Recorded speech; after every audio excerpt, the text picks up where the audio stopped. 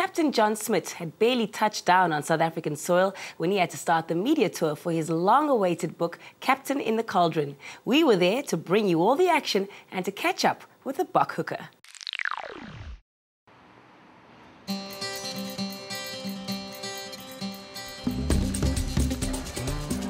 Cavendish Square in Claremont was the launch venue of Springbok captain John Smit's book, Captain in the Cauldron. The crowds lined up early enough and had to wait just a little while before the man himself made an appearance and sat down to autograph books.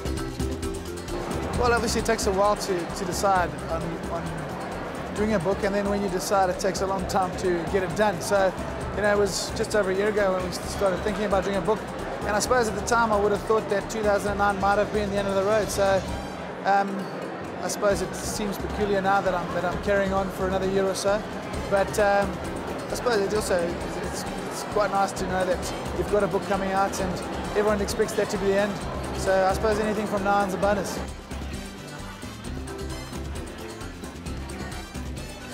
The book, which deals with John's career as a Springbok, but also as the captain of the most successful Bok team ever, has had rave reviews for its honesty and straightforward talk. It's very similar to the man himself, who pulls no punches in letting the reader know some of the highs and lows that followed his career, as well as giving them an insight into the mind and heart of John Smit. Well, I had to think, myself and Mike had to think carefully about the fact that the stories weren't new to us, and when you filter through all the stories, you've got to think to yourself, which of the stories will people want to hear, and also you don't want to tell stories that are going to hurt people as well. So and it was a difficult thing. It could have been 5 times longer the book, but I think what it's done is given everyone a pretty close view of what my life's entailed, I suppose, as a greatest hits. Even Bok coach Peter de Villiers was on hand to lend support to John at his book signing. The crowds who had gathered were given a treat with so many of South Africa's rugby legends present. The Springbok captain's role is one of uniting not only a team but also a nation behind it, ensuring a country's support for their rugby players. Well, I think not only as a captain but as a Springbok or as an international player representing your country, I think we've got a responsibility not only to the team that we play for but to the people that it represents. We've all seen the kind of influence that it has on a nation when the cricket team or the soccer team or the rugby team loses on a Saturday.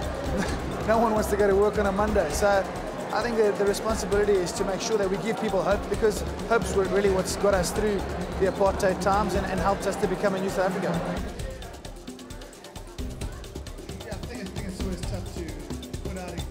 Afterwards, John Smit was also invited to a question and answer session where he had the opportunity to answer some of the crowd's questions.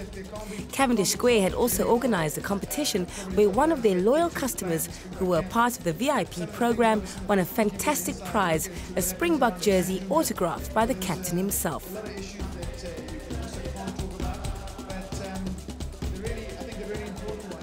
When I saw the competition, I thought, must I or mustn't I? But you know what? John Smit has always been my hero. He's been what you call a silent hero. He's always in the wars. And I decided for the sake of it, I'm going to enter. And you know what? I actually won. I'm quite surprised. I'm going to meet the guy this afternoon.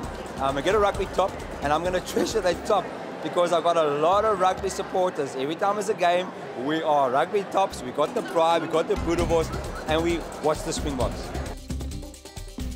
Invited guests then got the opportunity to mingle with some of the rugby greats in a relaxed atmosphere. Their fantastic marketing department pulled off another successful Cavendish Square event.